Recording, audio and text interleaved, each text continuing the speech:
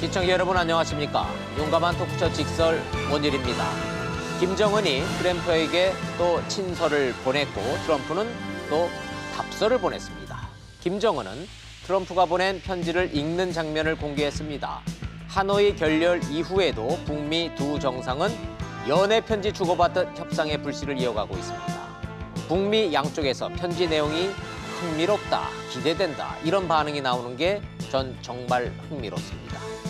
한반도 외교 슈퍼위크입니다. 북중 정상회담 끝났고 오사카 G20 이달 만에서 열리고 이어서 서울에서 한미 정상회담 열립니다. 북한 비핵화 외교는 이제 4자 회담으로 확대될 것인가. 샵 3698 100원 유료 문자로 시청자 의견 받아가면서 직설 시작합니다.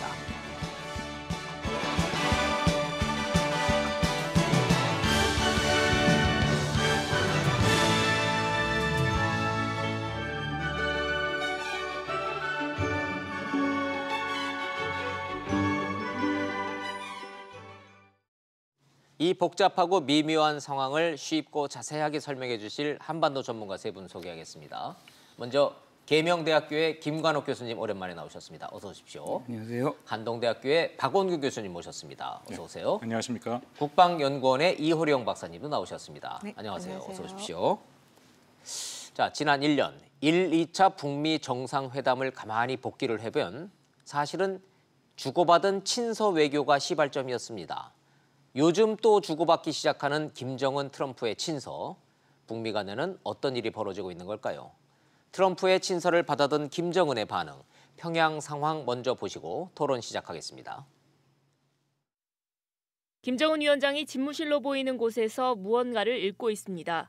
훌륭한 내용이 담긴 트럼프 미 대통령의 친서로 김 위원장이 만족감을 표했다는 게 북한 매체들의 설명입니다. 흥미로운 내용을 신중히 생각해 볼 것이라고 말씀하셨습니다. 친서의 구체적 내용은 공개되지 않았습니다. 하지만 트럼프 대통령의 정치적 판단 능력과 남다른 용기를 추켜 세운 점, 흥미로운 내용을 심각하고 중대하게 고려하겠다고 밝힌 점에서 비핵화 관련 어떤 전환점이나 미국의 절충안이 제시됐을 가능성도 있습니다. 지금 협철하고 비건 대표 간의 잠정 합의한 내용들이 있는데 이 부분은 이제 김정은 위원장이 만족했던 부분이거든요. 잠정 합의를 포함한 전반적인 논의를 다시 하자. 이번 친서는 북미 정상회담 1주년을 전후해 김 위원장이 먼저 보낸 친서에 대한 답신 성격입니다. 북한은 어제 이례적으로 대내 매체를 통해서도 친서를 받은 사실을 공개했고 외곽 매체를 통해서는 북중 정상회담이 3차 북미 정상회담 개최에 대한 트럼프 대통령의 용단을 촉구하는 차원이었다고 밝혔습니다. 이틀 뒤 비건미 대북특별대표의 방한이 예정된 만큼 북미가 판문점이나 평양에서 다시 실무 협상을 재개할지 주목됩니다. 하노이 회담 결렬 이후에 미국과 트럼프 사이에서 트럼프와 김정은이 주고받은 친서를 시간대별로 이렇게 시청자 여러분들이 다 기억하실까 모르겠습니다. 그래서 제가 편의상 거꾸로 시계열의 최근 순으로 거꾸로 좀 전문가들한테 좀 여쭤보고자 합니다. 먼저 이호령 박사님한테 여쭤볼게요. 가장 최근에 벌어진 일은 주말 사이에 벌어졌던 트럼프가 김정은한테 보냈다는 답서예요. 네. 근데 시청자 여러분들이 좀 궁금해하실 것 같은데 저 모습 있잖아요. 저 편지 읽는 저 모습. 네네. 원래 김정은이 저런 걸 공개합니까? 했습니까? 보통 잘 공개를 하지 않죠. 이때까지 그렇죠. 친서를 받았다라는 거 관련돼서 저렇게 친서를 공개적으로 보이고 저 보면 자세히 보면은 저 밑에 밑줄 친 부분까지 이렇게 보일 만큼의 네. 그 화면을 이용을 했다라는 거는 뭔가 이번 계기에 내용을 주고받는 게 이전보다는 뭔가 좀 더 진전된 내용을 담을 것이다라는 그런 좀 메시지를 그렇죠. 보여주고자 한 측면이 크다라고 생각이 들어요. 표정은 매우 심각한 표정으로 보는 거죠. 뭐 발표된 그 중앙방송을 통해서 나온 내용을 보면은 흥미로운 내용이 있다라는 예. 부분과 그 내용에 대해서 신중히 살펴보고 있다라는 것을 제시함으로 인해서요. 이전에 김정은 위원장이 계산법을 바꿔라. 그리고 네. 그 계산법 바꾼 거 갖고 이 연말까지 뭔가를 답을 해야 3차 북미 정상회담이 가능하다라는 메시지를 보내지 않았습니까? 그랬었는데. 근데 요번에 이거 보면요. 북중 정상회담에서도 정치적 해법이라는 부분을 강조를 하지 않았습니까? 맞아요. 정치적 해법이라는 용어가 나왔죠. 그리고 이번에 보면은 트럼프 대통령이 친서를 받고 나서 바로 이어서 21일 날 북중 정상회담이 있었고 거기에서의 정치적인 해법이라는 부분을 강조가 됐었고요. 그러고 나서 23일 날 친서를 받았다라는 내용과 더불어서 저렇게 공개한 측면을 봤을 때 공통적으로 수렴되는 부분이 정치적 해법이 아닌가라는 생각이 들어요. 예. 어떠한 내용인지 모르겠지만 그 내용에 대해서 흥미롭고 이제는 거기에 대해서 뭔가를 선택할 수 있는 부분을 북한도 준비를 하겠다라는 메시지를 어떻게 보면 탑다운의 정책에서 탑에서 해당되는 내용들을 서로 주고받는 그런 점을 통해서 어떻게 보면 북미 정상회담에 있어서 뭔가의 내용의 어떤 성공 가능성 여부를 굉장히 미국도 그렇고 중국도 그렇고 북한도 그렇고 그런 시그널링을 해주고 있다라고 볼 수가 있죠. 그리고 그 전에 또 대통령이 유럽 순방을 통해서 김정은 위원장이 트럼프 대통령에 보낸 그 친서에도 흥미로운 내용이 담겨 있었다라고 해서 그 내용과 관련돼서 보면은 어떻게 보면은 그 전에 굉장히 원칙적인 입장 고수보다는 뭔가 한 발 이렇게 물러난 그러한 정치적인 해법에 뭔가 수렴하는 그런 접점을 찾아내고자 한 노력을 담았다라고 볼 수가 있겠죠. 접점이 찾아진 게 아니라 접점을 찾아보고자 하는 메시지를 분명히 트럼프 대통령한테 보내는 그런 메시지다. 저거 공개한 것 자체가. 그렇죠. 이런 해석을 하십니다. 흥미로운 내용은 김정은이 흥미롭다라고 여길 부분이 뭔지는 잠시 뒤에 한번 저희가 그 대목만 따로 좀 해서 좀 여쭤보도록 하겠습니다. 북한 전문가들이시니까 제가 좀 본질적인 거 아닌 것 같은데 궁금해서 박원균 교수님, 우리 남한에서는 흥미로운 내용이다. 그래 한번 신중히 한번 내가 검토해보겠다 이렇게 얘기하잖아요. 근데 북한 사람들은 신중이 아니라 심중이라고 표현하네요. 마음 심자를 써서. 저 잘못 쓴 게 아니라 원래 표현이 심중이죠. 예, 그렇습니다. 이북식 표현인가요?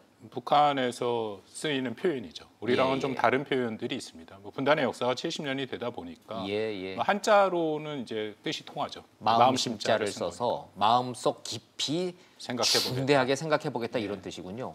자, 좋습니다. 그럼 역시 김정은이 말하는 흥미로운 내용이 뭘까에 대해서는 양쪽 모두 다 공개하지 않고 있죠. 예, 그렇습니다. 친서의 내용은 공개되지 않았는데 저 친서를 거꾸로 들고 불에 비추듯이 저렇게 들어서 찍는 바람에 카메라에 다 찍혀버렸어요. 네.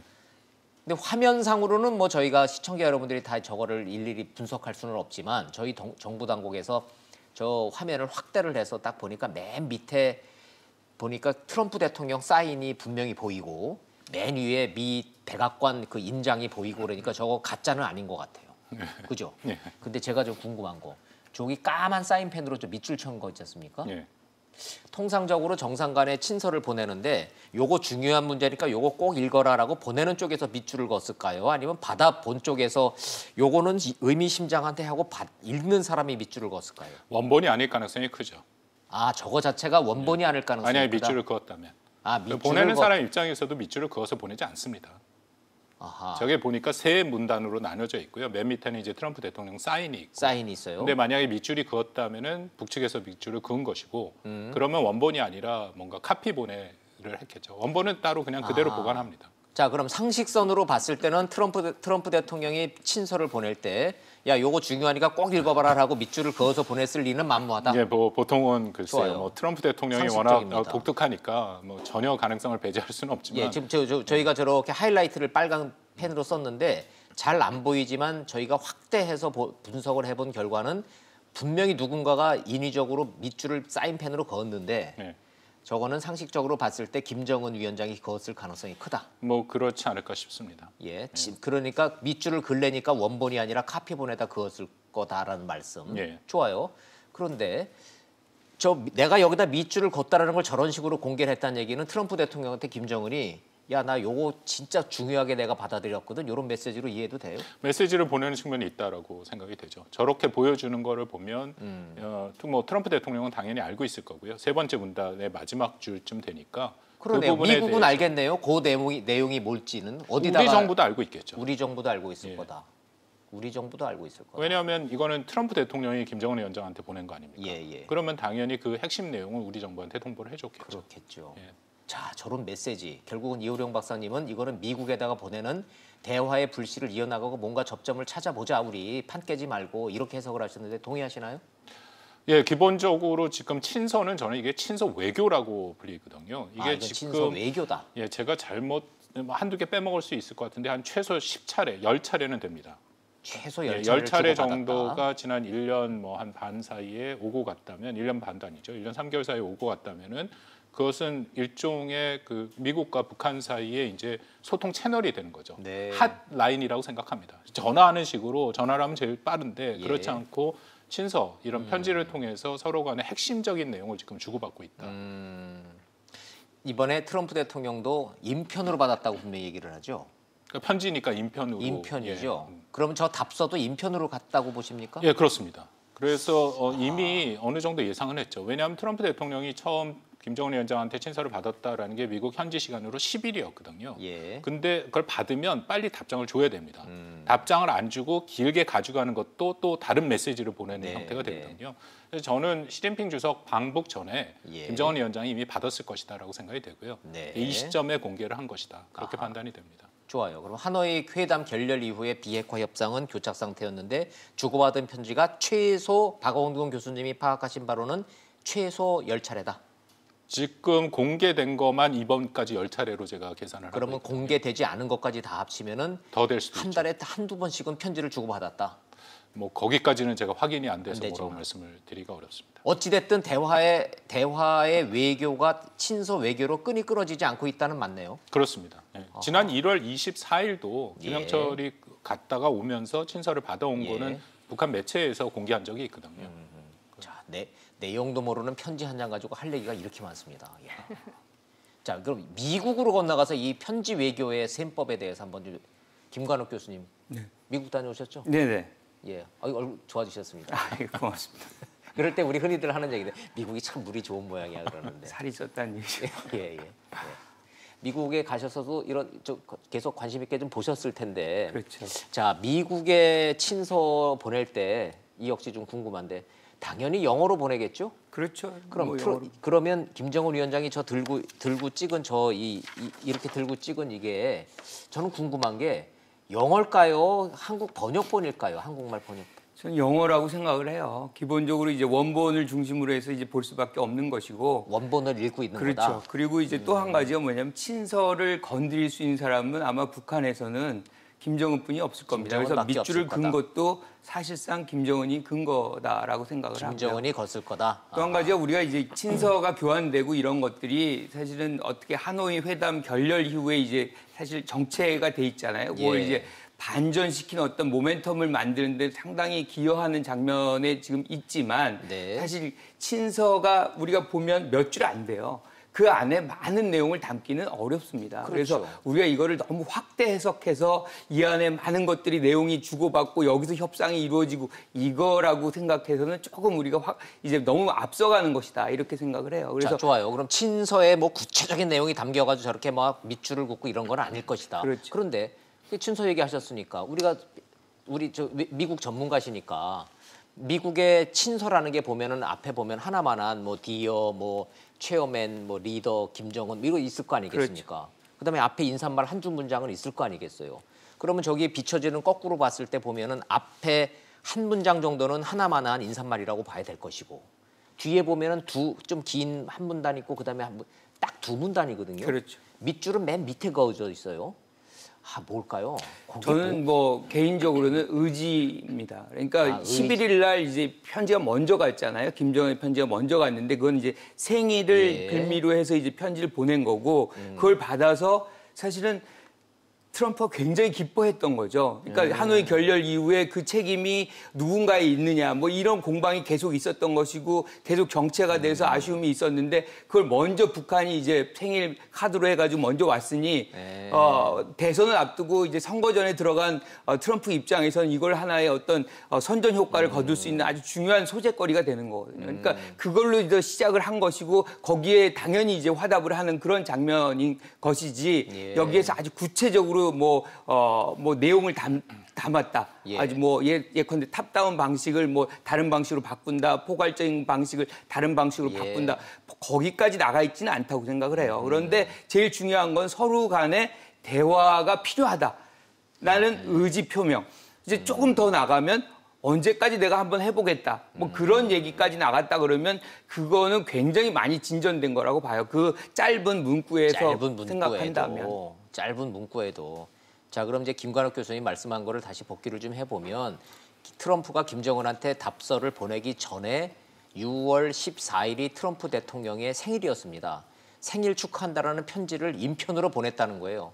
트럼프 대통령이 그거 자랑 많이 했죠. 그렇죠. 그 자랑만 해서 그거 가짜네 아니네 그랬더니 이번에는 보좌진한테 그 편지 갖고 오라고 막 그래서 이게 막 흔들었잖아요. 그렇죠. 요게 진짜 편지라고. 그거 내용이 이제 발설하면 뭐 감옥 간다 뭐 이렇게. 이거 촬영해서 내보내면은 감옥 간다고 막 그렇죠. 그 기자한테 농담 반 진담 반으로 얘기를 했고. 자, 이제 인편으로 전달됐다. 이렇게 편지를 주고받는다. 자, 그럼 이거 자체가 갖고 있는 메시지가 어떤 거다 시청자 여러분들이 지금 이제 여기까지 좀 이해를 좀 하셨을 것 같고. 구체적으로 북한과 미국 당국은 이거를 어떠한 정치적 메시지로 활용하고 있는지 한번 전문가들 해석 좀 들어보겠습니다. 이호령 박사님, 네. 북한은 뭐라고 얘기하고 있어요? 이 친서에 대해서? 어떤 이번에 받은 트럼프의 미국이? 이 답서에 대해서? 답서에 대해서요. 그거 보면은 저는 정치적인 판단 능력을 강조를 하고 있고요. 그러니까 누구의 트럼프 대통령의 정치적인 판단 능력. 능력. 그다음에 또 하나 또 주요 키워드가 네, 트럼프 대통령의 남다른 용기. 남다른 용기. 네, 그 포인트가 그 두 가지가 포인트인 것 자, 같아요. 이호령 박사님의 해석은?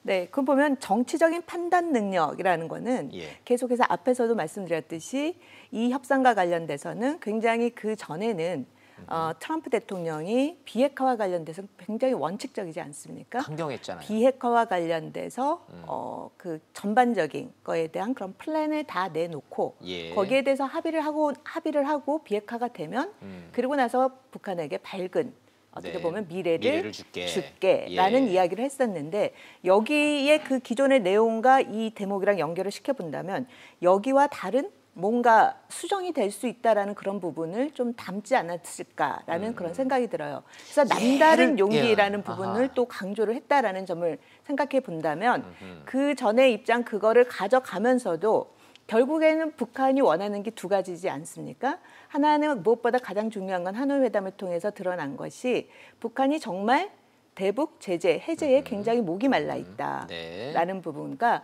이번에 중국과 러시아 정상들이 계속해서 북한의 비핵화와 관련돼서 보여주고 있는 메시지 중에 하나가 네. 안전 보장이잖아요. 그렇죠. 그죠?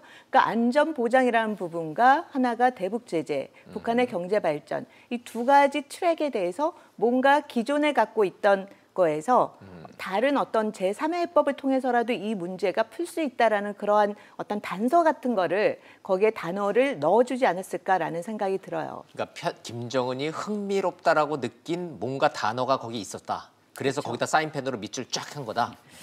저는 그렇지 않을까라는 생각이 들어요. 그래요? 물론 그 내용에 있어서 함축적인 단어겠죠. 그런 함축적인 단어를 북한은 충분히 그런 식으로 해석을 할 수 있다라고 봅니다. 예. 즉 다시 말씀드리자면 북한의 안전 보장 문제와 예. 북한의 경제 발전과 관련돼서 우리가 보다 만나서 보다 직접적으로 거기에 대해서 다시 한번 얘기를 해보자라든지 이건 이전에 그러면 이야기했을 때 미국의 반응이 분명히 북한이 알고 있는데 다시 이야기를 해보자라고 했을 때는 미국도 북한 입장에 생각해 봤을 때 미국도 다른 메시지 혹은 다른 해법, 수정된 해법을 갖고 오지 않았을까라는 그러한 기대한 측면도 있지 않을까라는 생각이 드는 거죠. 그렇군요. 예. 자, 시청자 여러분들도 가만히 잘 복기를 해보시면 하노이 회담에서 판이 깨지고 당신은 협상할 준비가 돼 있지 않아 노딜 딱 선언하고 뒤돌아서서 가는 트럼프 대통령에 대해서 김정은 위원장은 이런 강도적 해법, 미국식 셈법이 도저히 나는 이해되지 않는다라고 얘기를 했었는데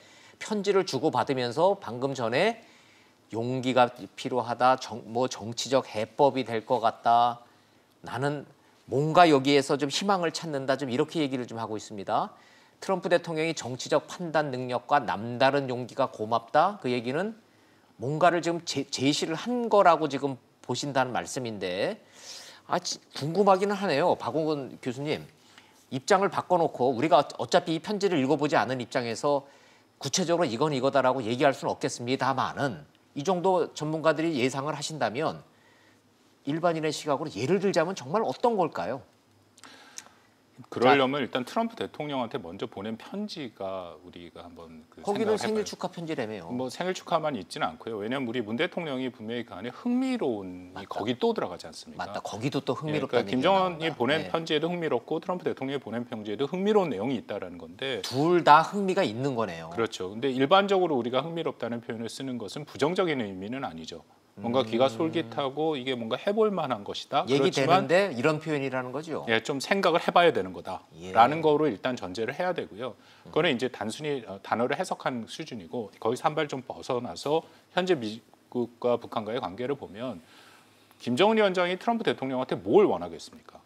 그 편지를 보내서 거기 핵심 내용들은 저는 틀림없이 6.12를 다시 얘기했을 거거든요. 1차 북정상회담. 1차 싱가포르 회담. 그 회담에서 양국 정상이 서명까지 한 문서인데 뭐 늘 북한은 것을 주장하고 있죠. 네. 그 북미 관계 개선 평화체제 그다음에 비핵화.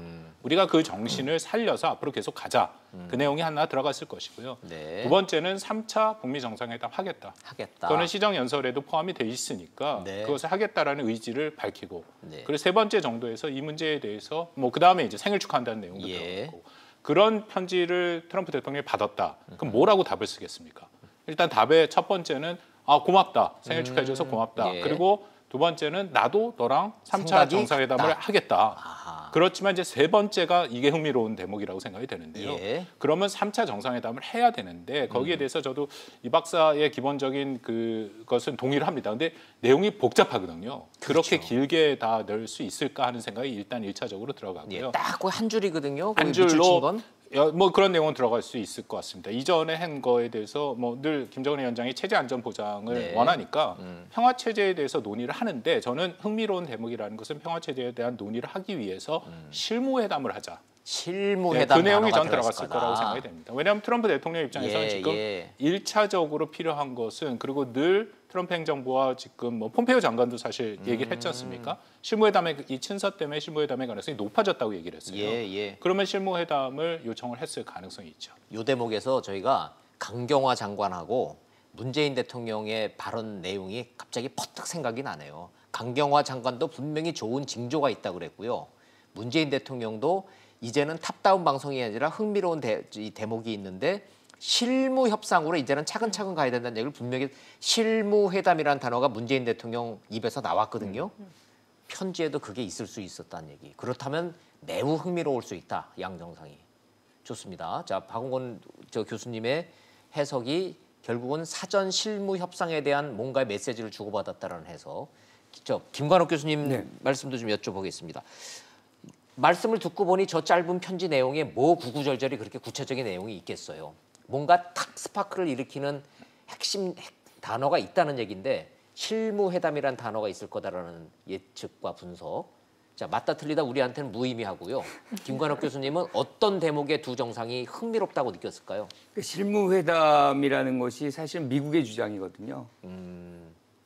단계별로 이렇게 동시적인 뭐 이런 접근법은 북한이 주장하는 것이고 탑다운 방식도 맞아요. 북한이 주장하는 것이고. 그동안에 김정은은 저 트럼프 만나서 당신하고 나하고 얘기하자 그랬잖아요. 그렇죠. 모든 실무 그리고 고위급 실무 그리고 이제 포괄적 해결 이거는 미국이 주장하는 바거든요. 맞아요. 그래서 요것들이 이제 상호 이제 대치되는 국면인데 예. 요것들을 편지 내에서 요걸 받아주고 저걸 받아주고 저는 아니에요. 거기까지는 못 나갔다라고 예, 예측을 해요. 그러니까 합리적입니다. 예. 기본적으로 이제 의지를 이제 강조하는 거죠. 다시 만난다는데 초점이 저는 모아진다고 봐요. 왜냐하면 다시 만나자. 하노이에서 결렬되고 기약이 없었잖아요. 예. 근데 그거를 다시 우리를 만나자라는 데서 초점이 모아지면 뭐 만난다 제3차 정상회담이 이루어진다라는 거는 대화를 어떻게 하든 이끌어 나가는 그런 어떤 힘을 거기다 쏟아붓는 것이고 거기에서 방법론은 뭐 여러 가지로 얘기를 할 수가 있는 것이거든요. 또 한 가지가 양국이 지금 협상 과정을 통해서 뭐가 문제인지는 서로가 알고 있어요. 그래서 실질적으로 이 문제를 진척을 보려면 자기들이 뭔가를 이제 양보해야 되는 것들에 대한 것들을 이해가 되고 있다는 거죠. 네. 그 부분에서 비건 대표가 서로 유연성을 가져야 한다라고 언급을 하는 이유가 바로 여기 있다고 생각을 해요. 네. 아까 그 한 가지를 처음에 김정은이 트럼프 대통령한테 첫 번째 보낸 친서에 네. 그 안에 저는 이게 추정입니다. 추정이지만 흥미로운 대목이 있다고 우리 대통령이 얘기를 했지 않습니까? 네. 그 흥미로운 대목이 저는 트럼프 대통령을 평양에 초청했을 가능성이 있습니다. 평양에 초청하는 네, 거. 왜냐하면 한번 이게 와라, 좀, 평양으로. 근거 없는 얘기는 아니고 예. 1차 그 북미 정상회담 때 계속 북한이 트럼프 대통령을 평양에 초청하고 싶어 했거든요. 트럼프 대통령도 본인도 평양을 가기를 원했습니다. 근데 주변의 참모들이 다 말렸죠. 말렸죠. 그 트럼프 대통령이 문재인 대통령은 그거를 네, 가도 좋다라고 했어요. 적극 권유하는 입장이셨어요. 트럼프 대통령이 워낙 공명심이 있는 사람이기 때문에 맞아요. 역사적으로 모든 걸 최초로 하고 싶어 하거든요. 미국 대통령이 평양에 가서 그 비스트를 타고 여명거리를 간다. 그런 모습들은 트럼프 대통령한테 충분히 만족감을 줄 수 있죠. 네. 그렇기 때문에 친서에서 3차 북미 정상회담 하고 싶은데 이번에 당신을 초청한다. 아하. 뭐 그런 내용들이 들어있으면 북한의 입장에서는 원하는 탑다운 방식이 그대로 이루어지는 거고 그 실무회담을 다 안 하고 그냥 탑다운으로 갈 수 있고 와서 얘기하자. 거기에 대해서 또 나름대로 흥미롭다라고 우리 문 대통령이 판단할 수도 있죠. 아주 매우 흥미로운 분석해 주죠. 흥미롭습니다. 진짜. 예, 흥미롭습니다. 창의적이고. 자, 이 시나리오 가능한지 아닌지는 시청자 여러분들한테 말씀드리고 좀 가야 되네요. 흥미롭고 창의적이게 하지만 1년 전 같으면 리얼리티 쇼를 좋아하는 트럼프 대통령한테는 매우 흥미로운 제안이겠으나 자, 지금 재선을 앞두고 있고 일단 북한 문제는 급한 불은 껐다고 판단하는 트럼프 대통령에게 과연 이렇게까지 담대하게 제안할 수 있을까 의문이 들기는 하는데 두 분 의견 한번 여쭤보죠. 이호령 박사님, 뭐 요것만 가능한 시나리오예요? 저는 뭐 그렇게 완전 불가능한 시나리오는 아니라고 봐요. 이번에 보면은 트럼프 대통령이 그 이제 29일 날 밤에 한국에 오지 않습니까? G20 예. 끝나고 와서 보면은 비무장지대 DMZ 뭐 간다 만다 지금 간다라는 소문은 이야기가 무성하죠. 나오지 않습니까? 예. 그거와 연계시켜서 본다면요. 그 그림이 나쁜 그림은 아니에요. 즉 비무장지대의 비무장화. 2018년에 북한의 전략적 결단 이후에 그쪽 지역이 안전이 된 거를 예. 이번 방문을 통해서 한번 눈으로 확인을 하고 그리고 이어서 보면 북중 정상회담을 봤을 때 하나 흥미로운 점이 있었죠. 금수산 연빈관이 처음으로 이렇게 소개가 되지 않았습니까? 맞아요. 예. 그거와 관련돼서도 이번에 처음으로 시진핑 주석이 방북을 했을 때 거기에 처음 이렇게 보여주고 그걸 왜 만들었을까라는 거 백화원도 있는데 네. 왜 그렇게 또 새롭게 하나를 또 더 만들었을까를 생각해 본다면 그런 부분도 같이 연계해서 생각해 볼 수 있지 않을까라는 생각이 드는 거죠. 불가능하지는 않다라고 하는 두 분 전문가들의 분석이 있었습니다. 김가루 교수님 어떻게 보세요? 저는 뭐 만약에 된다 그러면 굉장히 긍정적인 거고 그런 트럼프 대통령의 제안을 했다는 것 자체도 저는 굉장히 긍정적이에요. 아, 예. 그리고 예. 흥미롭고 이제 우리 앵커 말씀하신 대로 굉장히 흥미로운 분석이고 네. 그렇게 되기를 희망합니다. 그런데 이제 중요한 거는 우리가 이번 하노이 결렬에서도 봤지만 결렬이 됐을 때의 정치적 그 코스트, 비용이라는 것은 양측에 어마어마합니다. 네. 그래서 이번에도 다시 결렬이 이루어진다 그러면 감당하기가 서로가 어려워요. 네. 그래서 그 사전에 거기까지 가는 과정을 많이 이제 준비를 해야 되겠죠. 네. 그런데 불가능하지 않고 만약에 이제 비핵화가 간다 그러면 그 과정 속에서 저는 반드시 한 번은 북미 정상회담이 평양에 또는 뭐 판문점이든 에서 일어날 수 있는 가능성 매우 높다 이렇게 생각을 합니다. 이게 우리 정부가 다 파악하고 있는 걸 우리가 얘기하는 게 틀릴 수 있어서 제가 계속 말씀을 드리기가 좀 그런데요. 만약에 트럼프 대통령이 보낸 친서에 대해서 김정은 위원장이 흥미롭다고 얘기를 하면 네. 그것을 이제 말씀드린 연장선상에서 평양 초청을 가겠다. 그래. 그런데 그걸 가기 위해서는 실무회담과 준비가 필요하니까 비건 대표를 보낼 테니까 한번 만나봐라. 뭐 네, 그 정도까지 네. 이게 좀 확대돼서 가고 아니요. 있는데요. 저 이건 시청자 입장에서 봤을 때 문재인 대통령 가만히 생각해 보십시오. 아니 트럼프와 김정은이 주고받은 친서의 내용에 대해서요.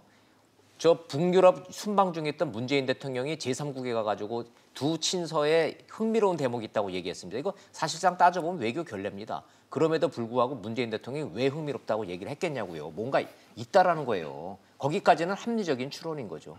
그래서 그렇죠. 외교적, 정치적 상상력을 발휘해 보면 거기다가 플러스해서 제가 좀 창의적인 질문 하나 해드렸어요. 혹시 미국 쪽에서 김정은한테 지금 실무 협상 이제 앞으로 우리 만날 텐데 이번에는 볼턴 뺄게 라는 언지를 줬을 가능성은 없을까요? 그 협상을 하다 보면 항상 강경파, 온건파를 같이 활용해야 되는 상황들이 많이 나오잖아요. 네. 그런데 볼턴 일단 빼고 간다. 그러면 자기 팔 하나 놓고 가겠다는 건데 그거를 할 트럼프는 아닌 것 같아요. 예. 트럼프는 상당히 합리적이고 계산적입니다. 그래서 지금 북한에서 이제 김정은이 제안을 만약에 뭐 이렇게 방북 요청을 했다. 그거에 화답을 했다라고 우리가 이제 가정을 한다면 네. 그것이 시작인 것이고 거기에 대한 아주 구체적인 것들은 미국의 어떤 전례로 따진다면 매우 치밀하게 준비를 해요. 좋습니다. 그래서 함부로 대통령이라 그래도 그런 부분들을 먼저 얘기하기는 쉽지 않다. 이렇게 봅니다. 아니 볼턴 국가안보보좌관 같은 경우에도 실무에 내내 있지는 않았죠, 협상에.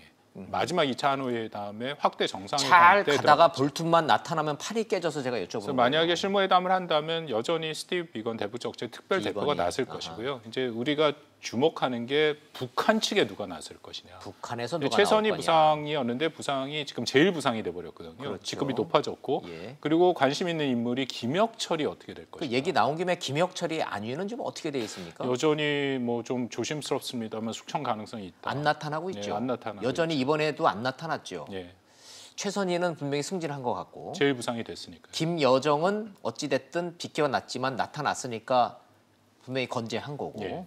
어허. 아 궁금한데 혹시 저 국방연구원에서 이우령 박사님은 저 김혁철 안위에 대해서 들으신 얘기 좀 있어요? 아니 없습니다. 그럼 정보 당국에서들은 어떻게 보고 있습니까? 우리나라 이제 남한의 정보 당국에서는 아무래도 국정원이나 이런 데선 그런 거에 관련돼서 좀 파악을 좀 이상하다고 하고 보긴 있겠죠. 보는 거죠. 사라졌으니까. 일단 이번에 북중 정상회담을 통해서 그 예. 만찬장에 보면요, 그 테이블에 김영철, 예. 최선희, 최선희. 김여정 같은 네. 테이블에 앉아 있었어요. 다 나왔잖아요. 그죠? 그러나 김혁철은 그 세 사람이 6월 달부터 등장을 했음에도 불구하고 김혁철은 계속해서 등장하지 않고 안 보이고 있죠. 예, 단어도 그 이름도 어디에도 나오지 않고 있다라는 점을 봤을 때 좀 숙청을 당했다라는 쪽에 비중을 두는 게 맞지 않을까라는 생각이 숙청이라고 표현을 하셨는데 죽었다는 말씀이세요? 아니면 감옥에 갔다는 말씀이세요? 뭐 아니면 두가- 그냥 직위 해제가 됐다는 말씀이세요? 세 가지 다 생각해 볼 수가 있겠죠. 북한에서는 그 숙청이라는 단어의 그 이 뉘앙스가 이게 좀 다 다르죠. 직위 해제, 그쵸. 집에 보내는 거, 그게 이제 가장 낮은 단계죠. 낮은 단계고 네. 감옥에 가서 아예 그냥 정치 수용소에 가는 그렇죠. 거, 정치 수용소 가는 방법. 아니면은 맨 마지막엔 이제 장성택이처럼 죽는 거죠. 아예 그냥 죽어 없어지는 경우. 그렇죠. 이 세 가지가 다 여전히 살아있는 카드로 보십니까? 이제 근데 좀 후반부 쪽에 비중을 두는 게 더 맞지 않을까라는 아 생각이 그래요. 들어요. 뭐 조심스럽지만 이 하노이 회담 결렬에 누군가는 책임을 져야 됐을 거고 김혁철일 것 같다라는 지금 전문가들의 조심스러운 전망들이 나오고 있는데 그게 아닐 거면은 나타나야 되는데 나타나질 않고 있으니까 지금 그러시는 것 같습니다. 자 좋습니다. 뭐 좀 지켜보면 알겠죠. 저 안위에 대해서는. 저게 굉장히 민감한 문제입니다. 왜냐하면 네. 만약에 김혁철도 그렇고 원래 김영철의 수청설이 있지 않았습니까? 그랬었죠. 그것이 사실로 확인된다면은 북한이라는 국가랑은 세상의 어느 국가도 협상을 못합니다. 협상의 책임을 물어서 거의 처형에 준한 숙청이 되는 국가랑 어떻게 협상을 하겠습니까? 그렇죠. 더군다나 워싱턴 내에서 분위기는 만약에 그것이 사실이라면 이미 대화 무역론이 나오고 있었는데 그게 훨씬 더 힘을 얻을 수 예, 있죠. 그래서 저는 인권 문제로 가겠죠. 서둘러서 일단 김영철을 다시 보인 거고요. 김혁철은 지금 안 보이고 있는 상황이 있는데 북한도 그것을 충분히 고려하고 있다라고 생각이 됩니다. 예. 아주 예민한 문제이기 때문에 저희도 여기서 이거를 예단을 갖고 뭐라고 얘기할 수는 없겠죠. 자, 제가 이제 좀 중점을 둬서 시청자 여러분들이 요즘은 전문가 수준이기 때문에 질문이 있습니다. 질문이. 그거 좀 가겠습니다. 요 시점. 친서가 막 갑자기 이렇게 막 오고 가는 요 시점이 시진핑이 평양 갔다가 가는 그 시점하고 맞물렸는데 이게 어떤 인과관계가 있는지를 시청자 여러분들이 궁금해하십니다. 김관욱 교수님 어떻게 보세요? 저는 뭐 이제 제일 중요한 계기가 트럼프 생일이었던 거잖아요. 근데 생일을 친서를 만약에 김정은이 안 보냈으면 이런 전개가 이루어지지 않았던 거죠. 그렇죠. 근데 이제 생일을 기화로 해서 이제 편지를 보내고 이것이 다 전개가 된 건데 네. 중요한 거는 북한은 항상 중국에게만 의존하는 그런 형태를 기피합니다. 그러니까 그것이 김정일의 유언이기도 했고요. 네. 그래서 지속적으로 중국과의 어떤 관계를 개선하고 필요할 때 활용하고 이런 것들을 하긴 하지만 네. 그렇다고 해서 전적으로 이렇게 중국에 의존할 경우에 올 수 있는 그런 어떤 부작용 이것에 대한 이해가 굉장히 크고 모든 안보의 문제, 경제의 문제 이런 것들에 대한 해소는 사실 중국이 해줄 수가 없어요. 네. 그러니까 이번에도 북중 정상회담 때 시진핑이 뭐 많은 걸 돕겠다, 뭐 경제를 돕겠다, 안보를 돕겠다 하지만 지금 유엔의 제재, 미국의 제재 상태에서는 굉장히 제한된 부분에서뿐이 불가능하거든요. 예. 이거를 북한은 잘 알고 있고 결국에는 파트너는 미국일 수밖에 없다는 것을 인식하고 있기 때문에 네. 미국과의 관계 개선, 중국과의 어떤 문제는 그거를 좀 작동하고 자극하고 하는 그런 레버리지로 지렛대로 활용하는 측면이 큰 것이지 항상 타겟은 미국이다라는 부분은 변화가 없다라고 생각을 해요. 그렇게 보시는군요. 한 가지 좀 반론 질문 좀 하나 좀 드리고 좀 가겠습니다. 이 시점에 시진핑을 불러들인 전략적 선택과 시진핑이 가준 전략적 선택은 미국을 향해서 나 계속 이런 식으로 압박하면 중국에 가서 그냥 확 붙어버릴 거야. 지금과는 달리. 이런 메시지. 시진핑은 자꾸 무역 가지고 기술 가지고 나를 압박하면은 북한을 확 끌어안아 가지고 결국은 우리 그냥 한 동맹으로 그냥 가버릴 거야라는 대미 메시지 이해관계가 맞아떨어진 거다라는 하는 분석. 동의 안 하시나요? 예, 동의 안 합니다. 그래요. 전 극단적인 거고요. 거의 예. 그거는 플랜 B에 해당이 되는 그러니까 모든 상황이 예, 예. 안 좋아졌을 때 해당되는 그런 어떤 사회주의권 국가들끼리 동맹을 강화하는 방식이지 지금의 문제 해결자는 미국이라는 데에는 북중 양국이 모두 다 이해를 알고 하고 있어요. 있다. 그런데 특히나 예. 시진핑이 갈 수밖에 없었던 것도 결국엔 트럼프의 말이 굉장히 크게 작용을 하거든요. 몇 년 전에 트럼프가 이런 얘기를 합니다. 중국이 북한 문제를 잘 해결하면 우리가 지금 겪고 있는 중국과의 무역 적자 문제 좀 인정할 수 있다라는 얘기를 해요. 즉 이 문제에서 뭔가를 자기가 이 북중 정상회담을 통해서 내용을 갖고 트럼프를 만난다면 훨씬 더 좋은 환경에서 미중 무역 전쟁에 관련된 협상을 이끌어갈 수 있는 그런 어떤 단초를 만들어낼 수 있다는 측면에서는 네. 시진핑은 필요성이 있었고 또 한 가지가 뭐냐면 북한 같은 경우도 하노이 이후에 사실은 외교적으로 고립이 되고 네. 문제 해결점을 찾지 못했던 것이 사실 아닙니까? 이런 부분에서 중국의 어떤 협력이라든가 중국의 이 지원 뭐 이런 것들이 서로 국내외적으로 네. 필요했던 거죠.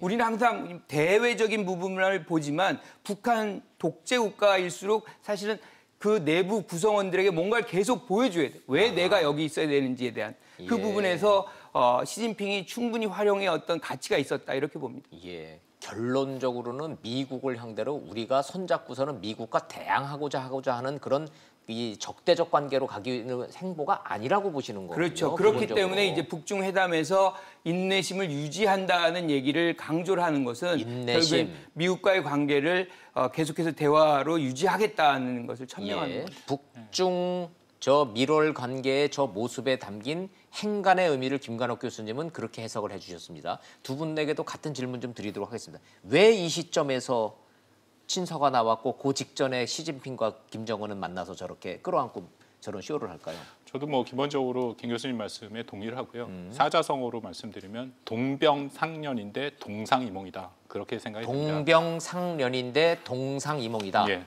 북중 간에 미국한테 압박을 당하는 동병은 맞는데 예, 생각은 달라요. 그렇죠. 흥미롭네요. 동병상련이라는 건 뭐 다 지금 설명을 해주셨고요. 예. 압박을 받고 있는 건 사실이고. 좋습니다. 동상이몽이라고 얘기하는 것은 근거가 있습니다. 왜냐하면 뭘까요? 지금 북한 매체에서 나온 이번 북중 정상회담에 대한 보도와 내용들과 네. 또 중국 매체에서 나온 것과 매우 다릅니다. 어떻게 다릅니까? 다른 게 일단 중국 매체에서 훨씬 더 자세하고 또 그리고 좀 더 강한 어조를 썼죠. 그러니까 예를 들어서 딱 세 가지입니다. 일단 김정은 위원장이 여전히 북미 정상회담을 포함해서 대화의 의지가 있다라고 얘기를 한 것이 중국 언론 매체를 자, 통해서 발표를 중국은 했죠. 김정은이 미국과 대화할 의지가 있다를 강조했고 그렇죠. 예. 좋습니다. 그리고 그다음은요? 두 번째 얘기는 북한의 관심과 우려를 유관국들이 들어줘야 된다. 근데 그 유관국이라는 건 결국 미국이거든요. 네. 그거를 또 시진핑 주석이 얘기를 했다라는 아하. 거죠. 그러니까 이게 지금 두 가지 메시지가 굉장히 잘 관리된 겁니다. 네. 시진핑 주석이 가서 딱 미국 편만 든 것도 아니고 북한 편만 든 만든 것도 것도 아니고 아니고. 일단 미국이 듣고 싶어하는 목소리인 대화를 계속 지속하겠다라는 예. 것을 확인을 하고 근데 더불어서 대화를 하되 북한의 그런 입장을 미국이 좀 들어줘라 얘기를 예. 했고요. 세 번째가 핵심인데 중국이 적극적인 역할을 하겠다. 자, 적극적인 역할을 하겠다. 그건 이제 평화 체제랑 아마 관련이 있다라고 뒤집어 얘기하면 문재인 대통령과 트럼프가 이 애를 써가지고 북핵 문제를 해결하려고 지금 얼르고 달래고 하고 있는데 시진핑이 뒤에 들어와서 숟가락 꼽는 듯한 인상을 받습니다. 저는. 그게 지금 아주 메시지가 완전히 정해진 것은 아니고요. 둘 다의 해석이 가능하도록 열어놓은 거죠. 근데 그건 너무나도 당연한 게 G20 때 세계의 단판이 남아 있는데 예. 구태여 지금 중국이 어떤 입장을 확실히 정해서 보여주는 건 협상력을 약화시키는 거죠. 그러네요. 그러니까 지금 해석에 따라서 중의적인 의미입니다. 예. 이렇게 해석도 되고 이렇게 해석도 된다. 자, 분명한 거는 두 분 교수님의 공통점은 제가 발견한 거는 무조건 이거는 북한의 김정은이를 너를 돕겠다라고 간 건 아니다라는 거예요. 그죠? 미국과 대화하라라고 하는 압박도 되고 지원도 되고 두 가지 동전의 앞뒷면이 다 있다라는 말씀. 자, 이호령 박사님 어떻게 보십니까? 네, 저도 비슷하게 생각을 하는데요. 그 시진핑의 방북과 관련돼서 누가 먼저 언제 가겠다라고 이야기를 했을까를 네. 생각해 보면 북한보다는 오히려 전 중국에 더 방점을 두는 거죠. 시진핑이 간 거다. 그렇죠. 시진핑이 내가 날짜를 이쯤 해서 가겠다라고 전달한 거라고 봐야겠죠. 김정은이 불러들인 게 아니고 김정은 위원장은 작년부터 방북을 와달라 해달라고 했고. 했는데 그거와 관련돼서 어느 시점에 내가 갈 것인지를 결정한 거는 중국인 거죠. 중국의 시진핑이다. 이해됐습니다. 그래서 계속하십시오. 이거 보면 예. 굉장히 정치적인 고려가 많이 들어간 방북이라고 볼 수가 있는 거죠. 시진핑의 방북이. 네. 보면은 앞에서도 이제 박원근 교수님이 동상이몽이다라고 이제 말씀을 해주셨는데 그 부분과 관련돼서도 보면 사실상의 중국도 북한을 경제적으로 돕는 것이 얼마나 제한적인가라는 걸 너무나 잘 알고 있죠. 유엔 제재 때문에. 그렇죠. 그럼에도 네. 불구하고 가서 안전보장의 문제를 이야기한 거와 예. 그다음에 경제발전 부분을 이야기를 했는데 저는 경제발전보다 포인트가 더 안전보장 문제에 더 포인트가 가 있다라고 생각을 합니다. 네. 특히 이 부분과 관련돼서 보면 중국과 북한이 중요한 문제에 대해서 견해가 완전히 일치를 했다라는 부분이 나오지 않습니까? 이거는 그 전에 김정은 위원장이 방중을 했을 때도 이러한 부분이 나오죠. 그럼 이 중요한 부분이 완전히 일치가 했다라는 부분이 어느 포인트일까라는 것을 생각해 본다면은 네. 아무래도 이 한반도의 상황에 있어서 비핵화 문제와 관련된 거는 비핵화 부분을 어떻게 해석하느냐 부분이 굉장히 중요한 거죠. 어떤 해석이 가능합니까? 북한의 해석이 있고요. 예. 한반도 지역에 들어올 수 있는 미국의 전략 자산까지도 중단을 시키고자 하는 북한의 비핵화. 북한 비핵화냐, 북한이 말하는 조선반도 비핵화냐 그 말씀하시는 그렇죠. 건가요? 그거와 관련돼서 우리가 말하는 한반도 비핵화도 네. 중국은 동의를 하겠지만 네. 더 많이 동의할 수 있는 부분이 바로 북한이 말하는 조선반도 비핵화의 예. 개념은 중국의 어떻게 보면 아태 지역에 대한 전략과 접점이 있는 거죠. 그러한 측면에서 안보 분야와 관련돼서 북한에게 안전보장 문제를 도와주겠다라는 네. 거에 있어서는 중국의 계산이 밑에 많이 깔려 있다라고 보고요. 예. 그다음에 작년에 종전선언이 나왔을 때 굉장히 중국이 발끈했었죠. 그렇죠. 왜 우리 빼냐 그랬죠. 그렇죠. 그 부분과 관련돼서도 이 안전보장의 문제는 평화협정 부분, 북한의 비핵화를 가속화시키기 위한 주요 세 가지 트랙이 같이 가야 되는데 그중에 하나가 바로 평화협정과 관련된 평화체제 프로세스가 가동이 될 때 이때 가동이 되는 데 있어서의 평화협정 부분에 중국이 적극적인 역할을 하겠다라는 그런 메시지를 보낸 거라고 볼 수가 있겠죠. 종전선언이 되고 평화협정이 이루어지고 북미 간의 수교가 이루어지는 것이 북한이 원하는 최종 목표지라면 그 과정에서 중국 빼고는 진전 못한다라는 경고의 의미도 해석이 되네요. 그런데 동상이몽 얘기를 했으니까 저 정말 원천적으로요. 대한민국 국민의 일원으로서 정말 기초적인 질문 하나 세 분께 좀 드리고 가겠습니다. 북한이 핵을 갖고 있습니다. 중국이 북한이 갖고 있는 핵을 반대합니까? 반대하죠. 반대합니까? 진짜로요? 저는 그렇게 생각합니다. 그렇게 보세요? 그러니까 전략적으로 봤을 때 이 핵이라는 것은 확산의 유혹이 굉장히 크죠. 예. 그러니까 가장 이제 미니멈한 그 비용을 들여서 최대 효과를 거두는 그런 무기 체계란 말이에요. 네. 북한이 갖게 되면 이것이 공식화되고 전 세계가 용인이 된다. 그러면 그것에 가장 위협이 많이 노출이 되는 국가를 우리가 상상해 본다면 일본, 한국, 한국, 그렇죠. 대만. 그렇죠.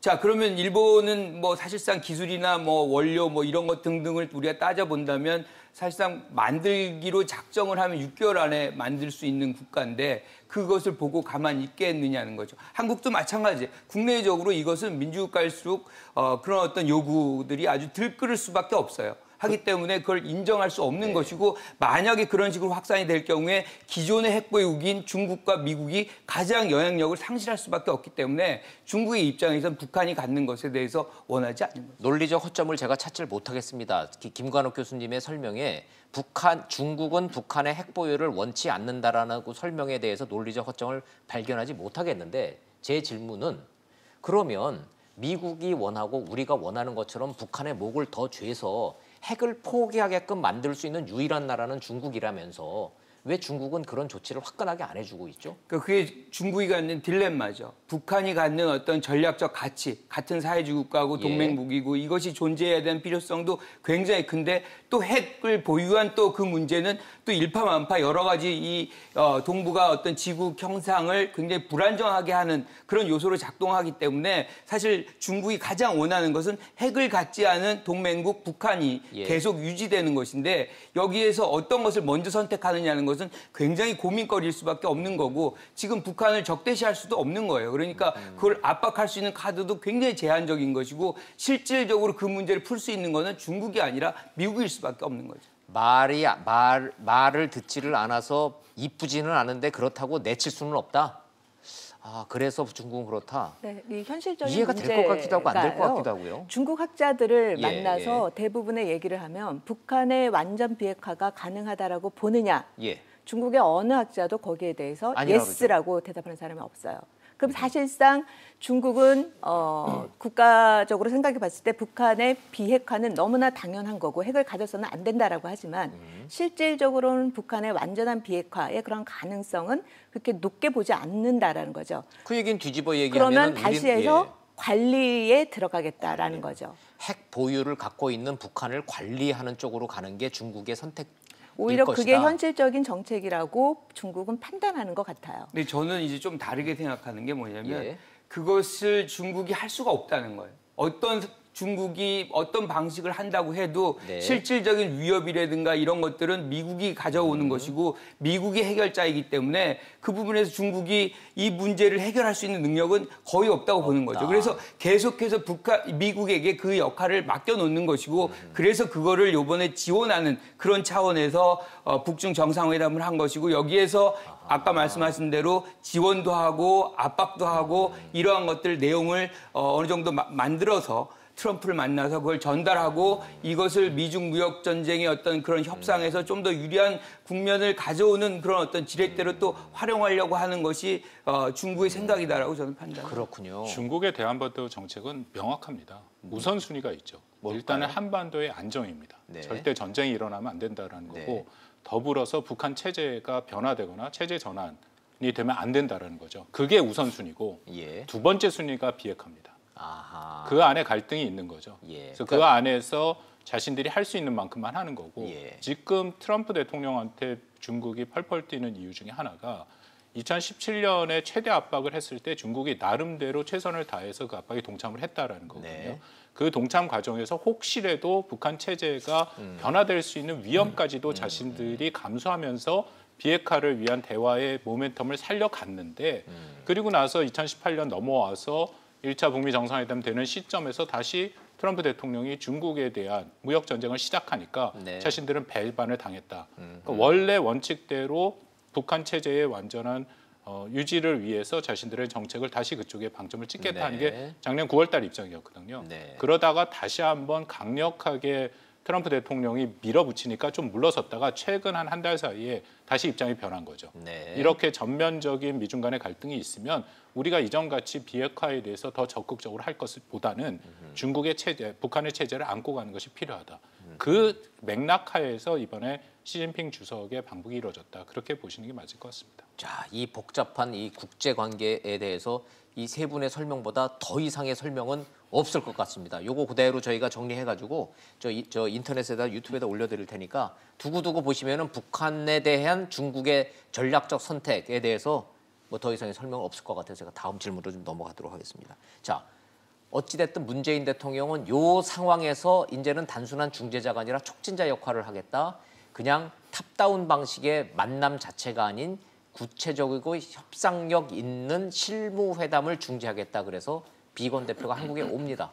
어떤 내용들이 구체적 실무 협상이 될지 이런 현실적인 질문 좀 한번 좀 들어보죠. 먼저 이호령 박사님부터 좀 여쭤볼까요? 네. 비건이 오면은 이번엔 꽤 오래 있죠? 그렇죠. 아무래도 또 트럼프 대통령 방한까지 있기 때문에 상당히 좀 오래 머물러 있지 않을까라는 그럼 생각이 큰 들어요. 틀에서 보면 뭐 편지도 주고받고 북중 간에도 이런 관계고 이제 설명 우리가 쭉 다 드렸으니까 그렇다면 3차 북미 정상회담이 된다라는 전제 아래 문재인 대통령이 말씀하시는 실무 협상에서 좀 안을 만들어 가자. 네네. 뭡니까 내용이? 실무 협상과 관련돼서 이제 가장 중요한 포인트가 포괄적인 로드맵을 포괄적 로드맵. 네, 한국과 미국이 거기에 대한 전체적인 로드맵에 좀 합의를 하고 예. 그거를 아마 북한에 제의를 하는 방향으로 논의가 전개가 되지 않을까라는 생각이 들어요. 포괄적인 로드맵을 예. 북한이 받지 않는다면 제3차 정상회담도 정치적인 어떻게 보면 쇼로 끝날 수 있다라고 봅니다. 그러한 측면에서 저는 이번에는 굉장히 그 로드맵을 타이트하게보다는 조금 느슨하게라도 예. 좀 전반적인 그림을 좀 담아내는 그런 로드맵과 관련된 부분에 일단 한미가 좀 집중적으로 논의를 할 거고 그 안을 갖고 협의한 내용을 갖고 북한에게 좀 전달하는 그런 방법이 되지 않을까라는 생각이 들어요. 이호령 박사님을 비롯한 전문가들도 다 포괄적 로드맵 얘기를 하시고 정부 당국자도 포괄적 로드맵으로 얘기를 하고 저도 워싱턴 특파원을 해봤지만 국무부 관리들이나 백악관 대변인한테 물어보면 포괄적 로드맵이라고 다들 얘기들을 하는데 솔직히 말해서 일반 국민들이 이해하실까 모르겠어요.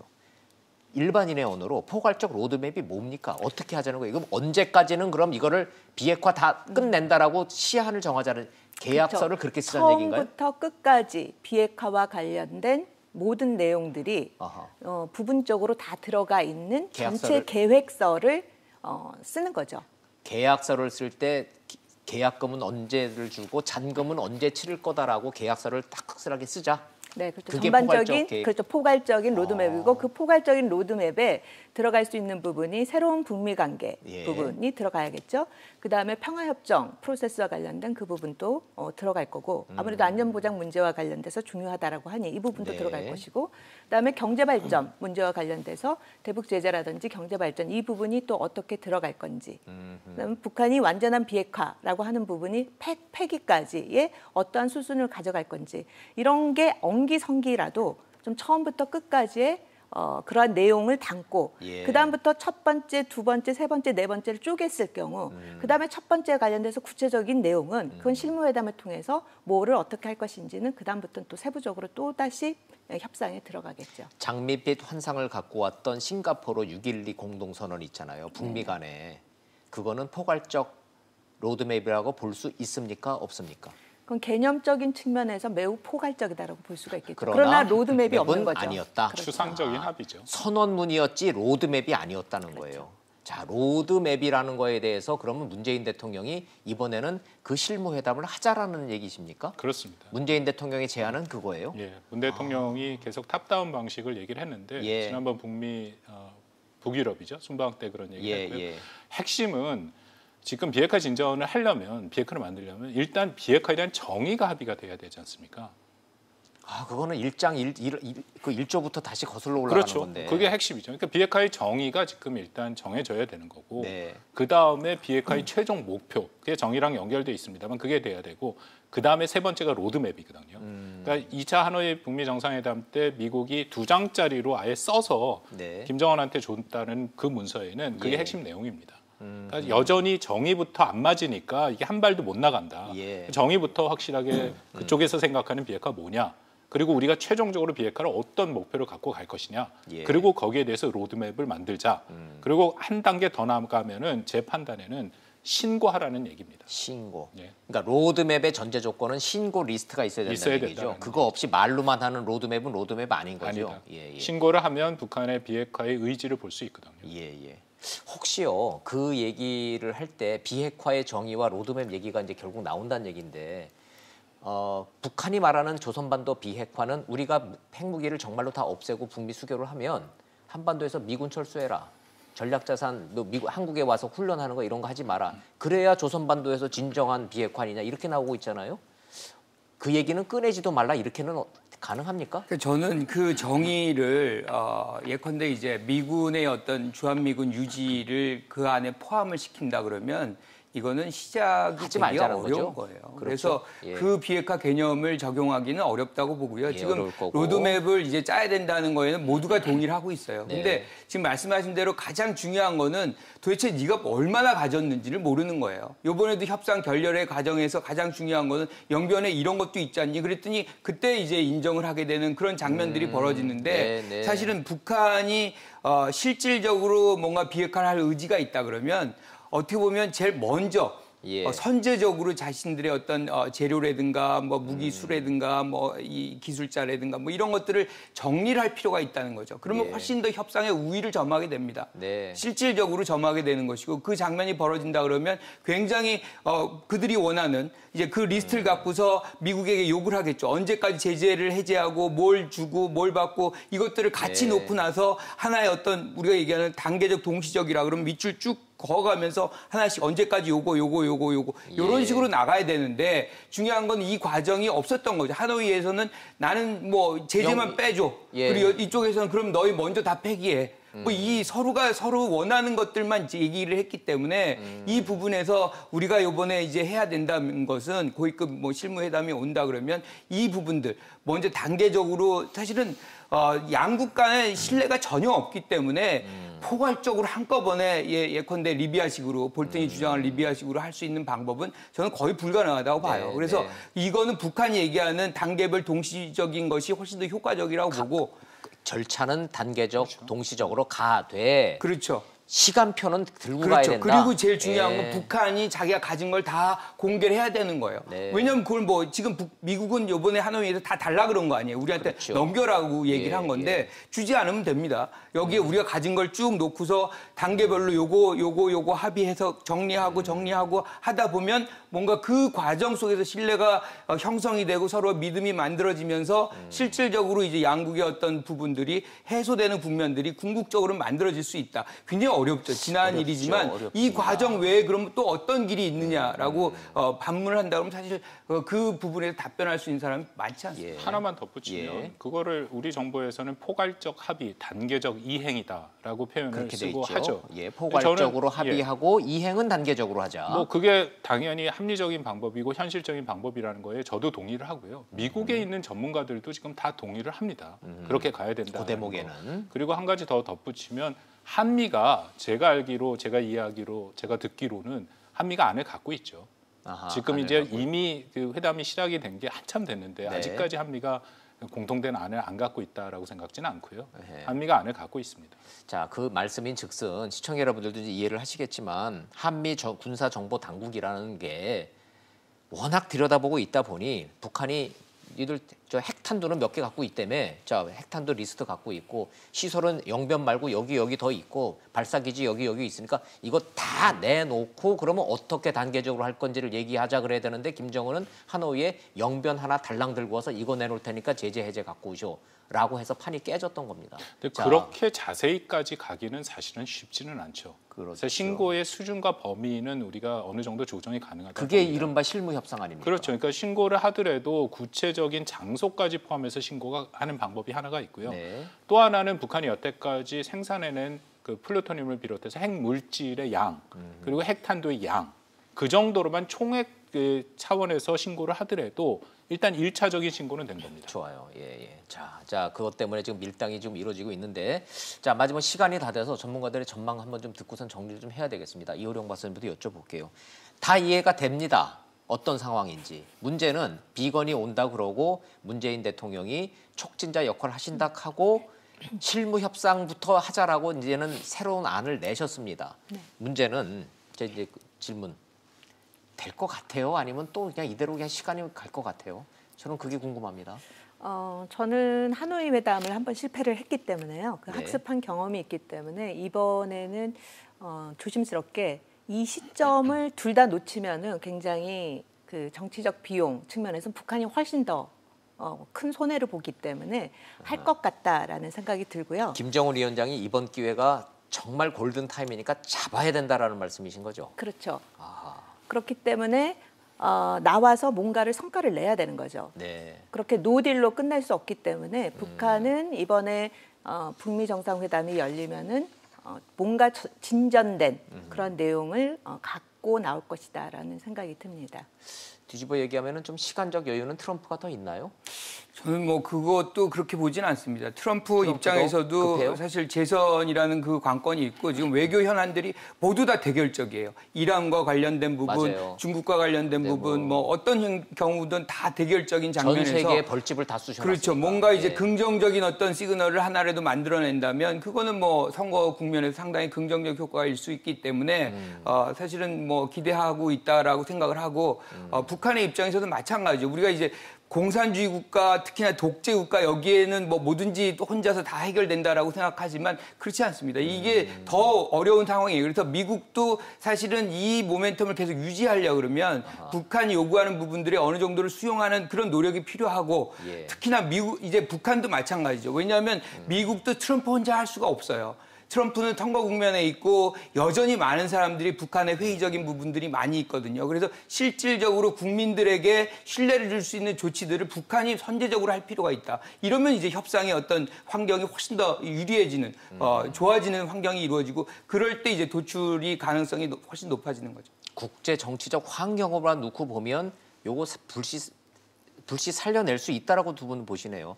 그러고 보니까 미국 입에서도 폼페이오 입에서 유연하다는 얘기가 벌써 나오는 거 보면 꼭 그렇게 비관적으로 볼 것 같지는 않을 것 같기도 하고 어떻게 보세요? 저는 조금 비관적인 게요. 비관적이세요? 이게 북한 비핵화 문제만 놓고 보면은 당연히 우리 입장에서는 매우 중요한 우선순위인데 네. 저는 지금 아시아 태평양 지역의 질서가 바뀌고 있다고 생각합니다. 그러니까 미국과 중국 간의 이 전략적 경쟁이 이전 같은 상황이 아니라 전면적으로 움직이고 있거든요. 그렇게... 최소한 세 개 분야죠. 하나는 예. 무역 불균형, 또 하나는 기술 표준 규범을 놓고 화해를 예. 대표되는 것, 또 하나는 안보 분야가 있고요. 안보 분야에도 남중국해 문제뿐만 아니라 미국이 중국의 영린인 대만까지 건드렸고 홍콩을 건드렸고 그 다음에 북한 비핵화가 들어갑니다. 굳이 순위로 따지면 4순위, 5순위 정도. 그러니까 여러 가지 보시네요. 지금 질서의 변화 중에 하나의 북한 비핵화 문제가 있기 때문에 예. 지금 앞으로의 북미 협상은 일단 1차적으로 G20회의가 매우 중요하고 네. 그래서 미중 간의 어떤 협상이 이루어지는가 그 후에 그 영향으로 이 북한 비핵화 문제를 우리가 바라봐야 된다.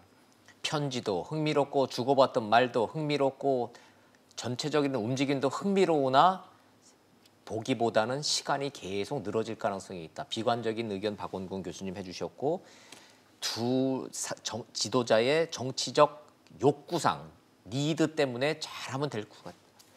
흥미롭습니다. 오늘 저 북미 관계 전망을 하면서 오늘같이 흥미로운 적도 없는 것 같은데 진행 상황 보고 한 G20 오사카에서 열리는 거 보고요. 상황 변화 보고 정상들의 입에서 무슨 얘기 나오면 세 분 모시고 다시 한번 좀 의견 좀 여쭤보도록 하겠습니다. 김관옥 교수님 잘 들었고요. 박원gun 교수님, 이호령 박사님 잘 들었습니다. 감사합니다.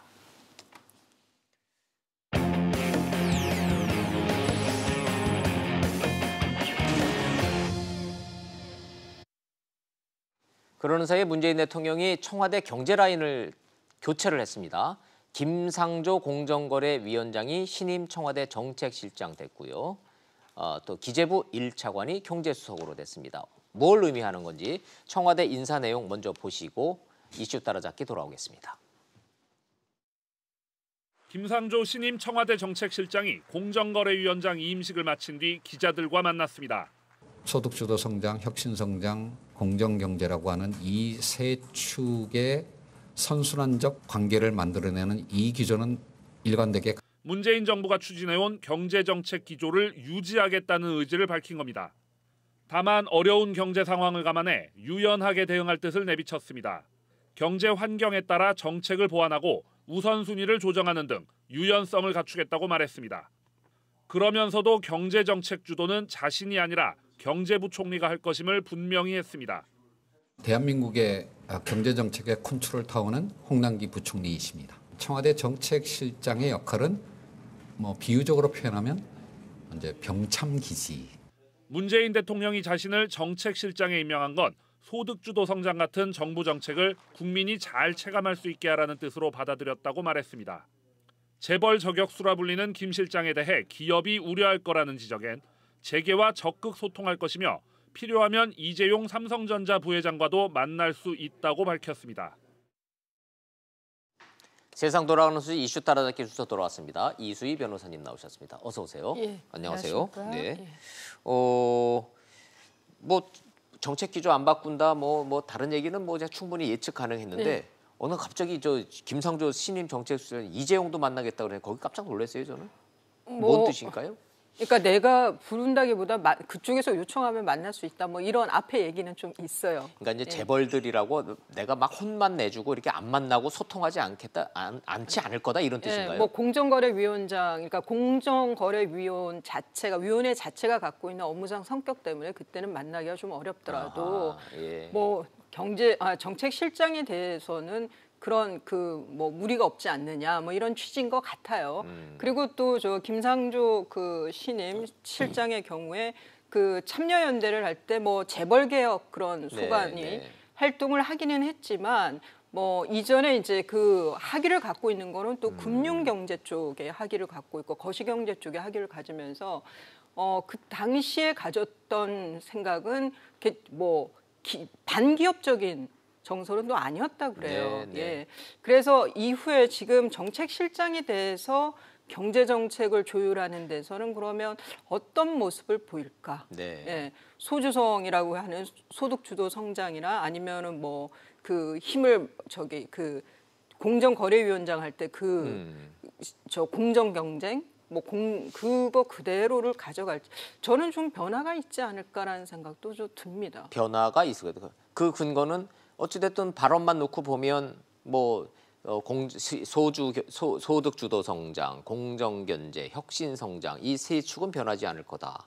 이거는 뭐 명확히 말씀을 좀 하셨잖아요. 예, 그런데 이제 어떤 근거로 어느 쪽에 더 무게를 두느냐의 무게 차이인 중심이 거잖아요. 바뀔 것이다. 내년 총선이 있기 때문에 어쨌거나 혁신성장 쪽에 뭔가 가시적인 게 보여야 될 거예요. 그리고 그래요. 그 전에 네. 아주 죄송한 얘기지만 김수현 전임 실장에게는 김수현 정책실장이 교체되었을 때 이제 새로 그 임명이 되었을 때 좀 우려하는 분들이 있었어요. 많았죠. 김수현 실장이 그렇게 실력 있는 저 자리가 맞는 사람은 아닌데라는 아주 박한 평가가 제 주변에 훨씬 더 많았습니다. 그래서 아마 그래서 뭐 일부 보도에서는 큰 그림을 못 그렸다라고 하는데 큰 그림의 문제보다는 좀 적절치 않았던 인사 아니었나. 근데 이제 김상조 그 신임 정책실장의 경우에 뭐 김수현 실장보다는 낫지 않겠느냐 뭐 이런 또 평가도 있더라고요. 그렇죠. 그런데 말씀을 하시는 거 보니까 김수현 정책실장과 윤종원 경제수석 체제는 1년 정도였죠? 재임 기간이. 그렇죠. 예. 그 1년 동안의 경제 성적표가 뭐 좋았다고 할 수는 없잖아요.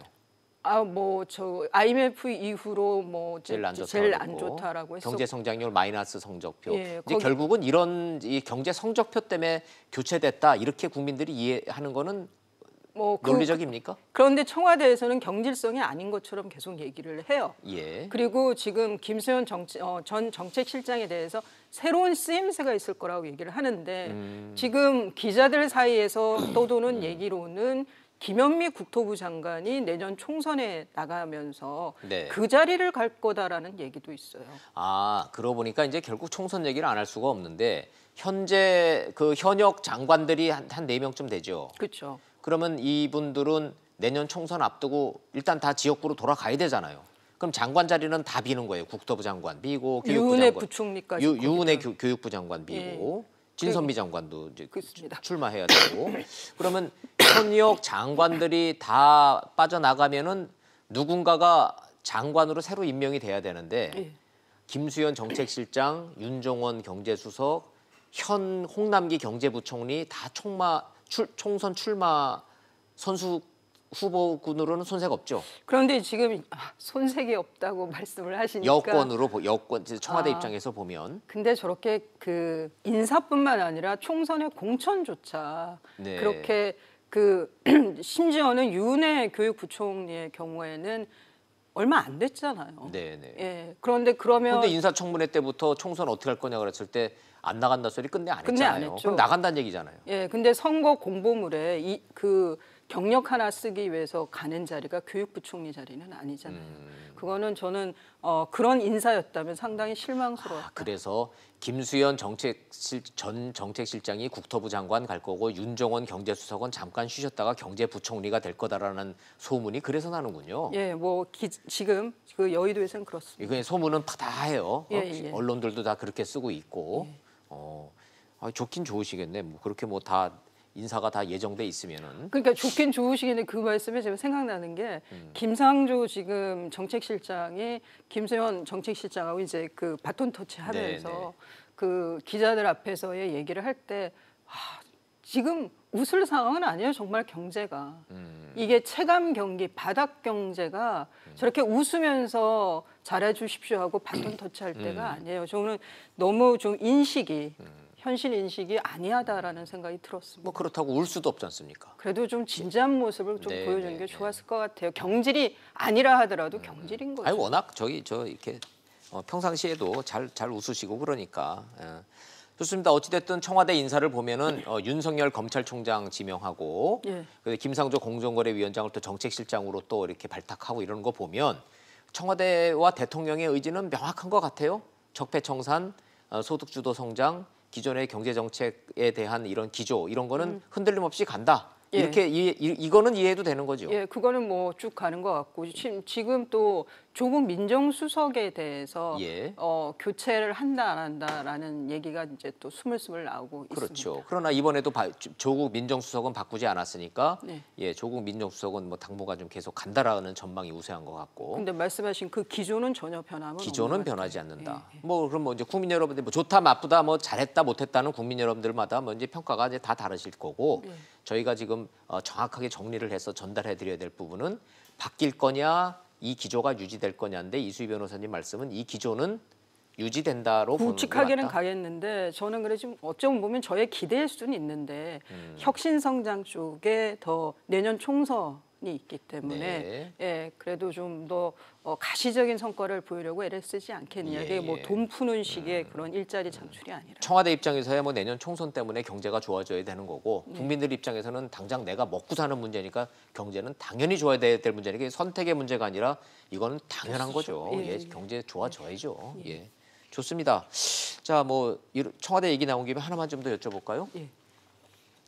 김정숙 여사가 대기업 CEO들을 만난 사실이 뒤늦게 밝혀졌는데 뒤늦게 밝혀졌다는 얘기는 처음부터 비공개 일정이었었다는 얘기 아닙니까? 예, 그러니까 지난 20일 오찬이었습니다. 점심을 먹는데 대부분 영부인 일정은 비공개 일정 아니에요?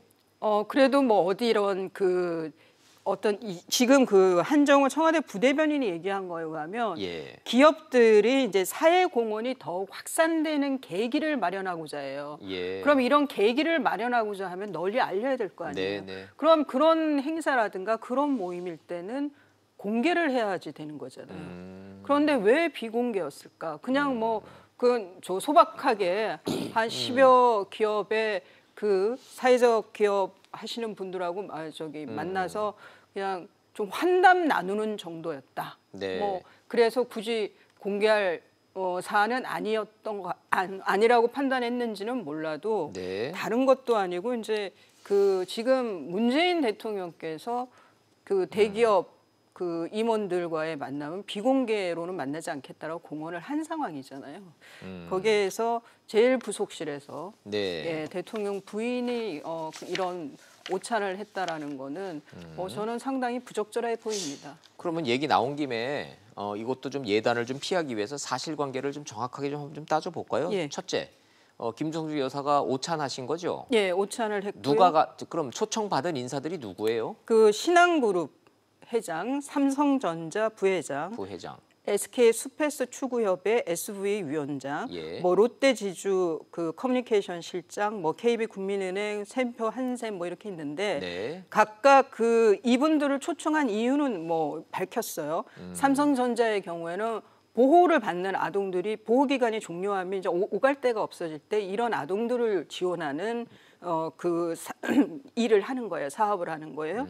그다음에 SK 수펙스의 경우에는 이제 이 SV라는 것 자체가 소셜 밸류라 해서 그러니까 한마디로 착하게 돈을 버는 걸 SK 그룹에서 요새 SK 최태원 추구하고 회장이 있죠. 예, 거기에 많이 꽂혀 계시죠. 그다음에 이제 롯데그룹의 경우에는 그 라떼파파라고 했던 그 아빠 육아휴직을 굉장히 이렇게 적극적으로 권장하고 있는 회사라고 그래요. 뭐 그 이외에 사회적 가치를 추구하는 기업들이라 그래서 초청을 한 거고 거기에 대해서 뭐 감사하다라고 하면서 격려를 했다고 해요.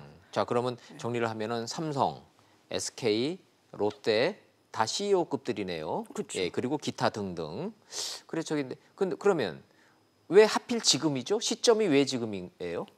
글쎄 지금 이거는 이제 그 아빠 육아휴직 한 그 롯데의 경우에는 지금 그 저기가 어디였었죠? 그 북구 유럽 이번에 방문하면서 예. 뭐 라떼파파 얘기를 하는데 스웨덴이에요. 스웨덴. 스웨덴. 예, 스웨덴에서 예, 뭐 우리나라 우리나라 그 저기 아빠들의 경우에는 용기가 필요하다. 육아휴직을 받기 위해서는. 그러니까 이 친여성, 친가족 이런 문화가 확산이 되려면은 기업들이 사회공헌을 많이 해서 남자들이 육아휴직을 같이 동참하도록 하는 이런 전반적인 사회 분위기를 만들어줘야 되고 이런 구조를 만들어줘야 우리가 이 저출산 문제도 해결되고 뭐 이제 이런 취지로 이거를 하시는 거군요. 근데 이제 저 스웨덴에서 저 말씀에 대해서도 상당히 비판이 있었어요. 이게 아빠들의 용기의 문제냐? 그게 아니다. 육아휴직은 급여, 돈이 팍 줄기 때문에 그 월급이 주니까 휴직을 할 수가 없다. 이거는 용기의 문제가 아니라 현실의 문제다. 생활의 문제다. 이런 맞아요. 비판이 많았어요. 근데 뭐 그 취지는 뭐 좋았다 하더라도 이게 이렇게 설왕설래가 계속되는 일을 제일부속실에서 만드는 게 저는 쏙 좋은 것 같지는 않습니다. 좋아요. 그러면 우리가 직설적인 질문 제가 하나 드려도 될까요? 네, 그렇습니다. 이거 좀 여쭤보기가 좀 그렇긴 한데 직설적으로 여쭤볼게요. 혹시요 영부인이 그 대기업 CEO들 만나서 이런 뭐 사회적 기업 가치 어쩌고 이런 얘기를 좀 하시면서 혹시 돈 내라 소리 했어요? 그거는 지금 그런 얘기는 없었다라고 발표를 했어요. 그런 얘기는 없었다. 돈 얘기. 하여튼 돈에 관련된 얘기는 일체 없었다라고 거기 참여했던 분들이 다 그 얘기는 하고 있어요? 예. 그런데 뭐 이거 왜냐하면 굉장히 중요한 문제잖아요. 그렇죠. 이게 이제 죄송합니다. 그런데 관계가 많아요. 뭐 그 김정숙 여사가 이런 일에 제가 요즘 관심이 있습니다. 네. 그래서 이런 일들을 좀 해보려고 합니다. 까지만 말을 한다 하더라도 이후에 그런 행사가 진행될 때 그게 국비만 가지고는 할 수 없는 거잖아요. 네. 그러면은 기업들의 도네이션이 필요하다든가 했을 때 그때는 그러니까 그게 돈 얘기가 안 나왔다고 좋아요. 생각할 그럼 수 자, 있는 요 이제 우리 사실관계를 정확하게 좀 하십시다. 그냥 추정이지만. 예. 영부인이 그렇게 해서 그런 비공개 모임이 모였어요. 근데 돈 얘기는 나오질 않았어요. 그랬는데 거기에 다 돈 많은 대기업들의 CEO급들이다 보니 야당에서 특히 이현주 의원 같은 사람이 돈 내라 소리는 하지는 않았다고 하지만 그렇게 얘기하는 것 자체가 알아서들 내세요라고 오해받을 소지가 있다 이렇게 공격하고 있는 건 맞죠? 그렇죠. 예. 그리고 그게 좀 오버한 것 같기도 하고 또 그럴 비단이 나올 것 같기도 하고 야당 입장에서는. 근데 뭐 저런 그 의심과 공격은 뭐 그 국회의원이라면 충분히 할 수 있는 거고요. 그래서 저는 이게 오해를 살 수 있는 행사라기보다 일정이었기 때문에 상당히 부적절했다라는 겁니다. 예. 이현주 의원이 저러니까 또 손혜원 의원이 또 거들었잖아요. 손혜원이 페이스북에 부러우면 지는 건데 이렇게 써요. 그 이현주 의원 링크를 걸어서. 근데 뭘 부러워한다는 건지 모르겠습니다. 손혜원 의원 부러우면 지금 누가 누구를 부러워하는지는 모르겠습니다만 손혜원 의원은 김정숙 여사하고 숙명여고 동기 동창이잖아요. 예, 근데 사람이 뭐 부지불식간에 속내가 나온다고 손혜원 의원이 김정숙 여사를 부러워했는지 모르겠지만 이현주 의원이 부러워하지는 않을 것 같은데. 맞아요. 그리고 뭐 사석에서는 뭐 서로 이름을 부를 정도라 그러는데 저런 건 도와주는 거 아닌 것 같기는 해요. 그렇습니다. 자, 이제 아주 미묘한 파장을 일고 있어서 이게 비공개로 됐다가 언론 보도가 나오는 거 하면 저도 궁금해서 좀 여쭤봤어요. 이게 설왕설래가 많습니다. 돈 얘기 나오지 않았다니까 뭐 그거 가지고 뭐 과민하게 그럴 것 같지는 않은 것 같고. 근데 좀 더 제일부속실에서 보좌하는데 좀 더 신중할 필요는 있어 보입니다. 알겠습니다. 잘 들었습니다. 고맙습니다.